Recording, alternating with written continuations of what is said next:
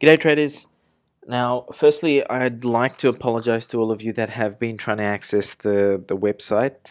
I had a really crappy design up there before. I've been trying to find a decent theme that works with Weebly. So I've brought it back to something that's decent and easy to navigate right now. I'm making some changes to that. There's going to be add-ons to the blog, downloads page, and also I'll give you an update on this later on. But for the time being, this video is about blacklisted brokers. Extremely important. You can access this by clicking on the more link and then scrolling down to blacklisted brokers. Right now, I've got a handful of brokers listed there that you need to avoid like the plague. I'm going to ask you in a little while to do something for me, which will be emailing me in your experiences that you've had with certain brokers, and I will have a look at that and then do some brief research into those brokerages, and if I deem them unfit, I will blacklist them as well. So once again, please, before you deposit any monies into any brokerages, please have a look at this shortlist. And if the name of the broker shows up, it does not matter how good you think they are, or if someone's telling you that they're great. Please avoid them like the plague. When it comes to dealing with whether it's binary options, forex, whether you're trading equities, any of the brokerages out there, any of the investment houses out there, doesn't matter if it's managed funds or even if it's a bank, you need to do your due diligence on them, and it's part of the process. You've got to approach this like a business. It's part of the process where you're at the very onset, you have certain guarantees that when you do go back to withdraw your money, that your money is there to be able to withdraw, and that process is seamless. Okay, so you've got to do your due diligence. That's very important. You've got to make sure that the brokers that you deposit any monies with are regulated. All the unregulated brokers and all the crappy auto traders out there, when you are submitting your essential details, which is all your personal stuff, including phone numbers, I guarantee you this, those lists are being sold. So some of you probably would have already experienced by now where you're getting calls from call centers, and whatever idiot on the other side doesn't realize that they're running a scam here, or working for a scam. They're calling you up and saying you've put your details, or you submitted your details on a list or something somewhere online, and that list says that you're interested in binary options, and then call up and promise you the world. So please be very careful. There's a lot of scams going on out there. Avoid them. It's not as simple as just saying, well, okay, I'm going to sign up for this and then have a look. If you do your due diligence and you do your research, and the stuff on there is inaccurate in terms of what they're telling you, how good they are, avoid them. Don't even give them your details. Something that I do a lot of the times, if I'm doing research into them, I'd probably submit some details, and I'll ensure my phone number is always false. If they turn out to be legitimate and I'm okay with them, then what I can do is always log back into my account and change my phone number back to being proper. One of the things I do when it comes to trading with Forex and binary options brokers, I've got a secondary SIM card. I've got one of my old phones that I put the SIM card in, and I turn that phone off. So many of these idiots that try and call me all of the time, I will only turn that phone on if I'm putting in for a withdrawal and I need to have a conversation with them. And those would generally be with secondary brokers. All my primary brokers, the ones that are legitimate and they're regulated, when I put in for a withdrawal online, I don't get a call from any of them. Okay, it's simply because they don't need to confirm with me. The ones that do say to you that your account manager is going to call you before they process your withdrawal, all they're going to try and do is convince you not to go ahead, and in most instances they're going to try and convince you to put more money in there, because that's simply because of how they make money. Okay, so going back to point, you need to treat this like a business, so please do not deposit any monies with unregulated brokers. Do your due diligence on them, and if you find those brokers listed on here, please avoid them like a plague. Don't do any business with them. If you already have an account that's been funded with some of these brokers, I'd say try and process a very small withdrawal, or whatever their minimum is, and see if it goes through. What your goal should be is to try and very quickly, I'd say, get your initial principal deposit out. And if you, whatever you've got left in there, if that's just play money, profits that you've made, you're most likely going to lose that anyway, because you probably won't be able to withdraw a large sum out. Okay, that's part of the problem. Um, for those of you that have money sitting in these accounts and you're having issues, the best thing for you to do would be to contact your bank. If you have made deposits via a credit card, contact your bank, have a chat with them, let them know what's going on, and you need to do one of two things. One is, if they do allow you to, then you need to ask them to do a chargeback. Okay, and in that way, there's every chance that they can actually get your initial deposit back. Remember, I said earlier, and it's part of the broker shortlist, where you need to save all correspondence that you have with your brokers. Create a file somewhere, print some of this stuff out, have a hard copy as well. And if you have that, you'll submit all of that to your bank, and see if they can process a chargeback. Some jurisdictions will allow you to do that. Some of the banks out there probably won't. And this is also a reason why I say to you, do not deposit anything more than probably $250. I was about to say 1,000. That's incorrect.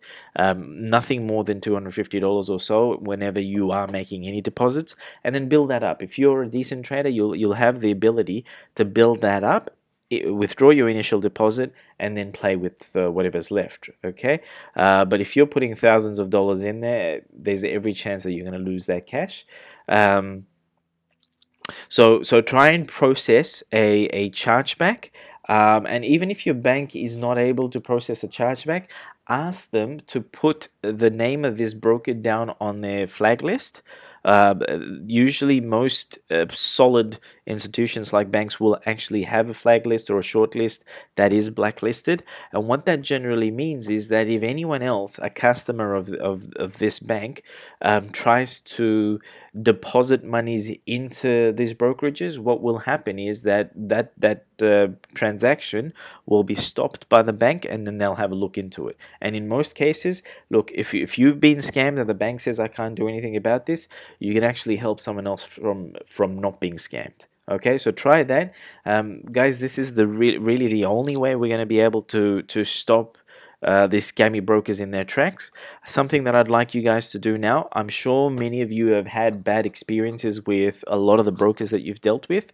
If you go onto the site, down the bottom here where it says connect with Shiva, use the email, not so much the Facebook page, but use the email. I'd like you to shoot me an email with the name of the broker that's messed you around, and just a very short paragraph of the actual situation. I'd like you guys to be completely honest with me. Tell me what happened. Also, just tell me what their response was and how they actually handled it, and if you ended up getting your money back or having the problem resolved. Because what I'm going to start to do is I'm going to go through those emails, and I'm going to do a little bit of my own research, and if I find that the brokers are fraudulent in their activities, they're going to be blacklisted as well. Okay, and if all of us kind of band together and we start doing this, we start processing chargebacks, and we also start being more aware of our own actions in how we approach all of this, in a very short period of time we'll be able to shut them down. Something that I was told by an insider that works for one of these brokers that you see on screen, it's basically saying, and this person actually went out to their offices in Israel, and something that he was told by the people working there was that they don't really give a damn. If you're stupid enough to hand over your money, that's your fault. Okay, their goal really is, and they get commissions out of this, to try and get as many people depositing large sums as they possibly can, because that's the only way, by far the majority of binary options brokers actually make their money. If they are regulated. Right now, there's only two regulators on the planet that I trust, which is the FCA and ASIC at this stage. Now, for some of you, you guys are looking at the broker shortlist that I've got there, and you're saying, Hilo, for example. Hilo is a decent broker. They will process your withdrawals. They never ask for your phone number, which is massive. Now, the reason why I still say Hilo, and Hilo will work for Australian brokers really well, Australian traders, also New Zealand traders really well, on the basis that they're regulated by ASIC. But yes, for everyone else around the world, ASIC will probably register your complaint, but they can't really investigate that, right? Um, that is not a problem for you guys if you're overseas. And the reason behind that is that it's not so much whether ASIC has the ability to investigate, or that recourse that you would have there, that's important. What is important for me in regards to FCA and ASIC at this stage is the fact that in order for them to the institution to become regulated, they really have to jump through hoops, and also there's actual minimum standard requirements that they have to make, meaning to say where your money is actually deposited in a trust account, minimum balances that they need to have. So the brokers that I have on my shortlist there, they're decent brokers where you can be able to trade, 5K a month, maybe 10K a month. You'll be safe enough with them to be able to do that. If you're trying to make anything more, and I've seen some of the people running groups out there that are doing ridiculous amounts of trades when it comes to binary options, like 10 20K dumps on a trade. That is not following business practices, simply because when you know that by far the vast majority of binary options brokers operate like a Ponzi scheme, if you are going to do $50,000 trades and walk away with a $40,000 win, well, that's not realistic in terms of being able to get that much money withdrawn from the brokers. Okay, Forex, it's a different story because Forex works in different ways, again, depending on broker. But binary options, you're messing around with something that's going to come and kick you in the butt later on. So what we want to establish with binary options is where if you set yourself a goal where you say, I'm going to make 60,000 to 100,000 out of binary options every year. That for everyone, I don't care how rich you think you are, that for everyone is very good money. How you would do this is spread your and this is diversification. You do this with all investments. This has been the simplest advice I can give anyone when it comes to investing. Diversify. It does not matter if you're investing in a $1 billion or $10 billion managed fund, whether it's a bank that's worth $100 billion. It doesn't matter if you're buying a house. You diversify everything. Okay, and the diversification is just in case. It's just like having a stop loss when you're doing forex. It's just in case something goes wrong somewhere, and the institution collapses. So you've got to diversify, extremely important, and you do this with binary options as well. You will eventually, once you're successfully trading, have at least a minimum of 3 binary options brokers, and throughout the month, if you're making 3 to 4K or 5K on each one, well, you can walk away with $15,000 for that month, right? If you're trading for 10 months, that's about $150,000 that you can pull out. And then you diversify into forex, and then you diversify into equities, and then you diversify into trading Nadex, and then brick and mortar businesses and properties, and do that.